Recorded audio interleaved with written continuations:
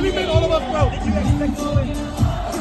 We played to win, but we knew it was going to be very tough. As the game showed, it was a tough game. Full credit to the boys and the coach and the crowd. How do you feel about the match, winning a match? It was one of the best matches you've seen.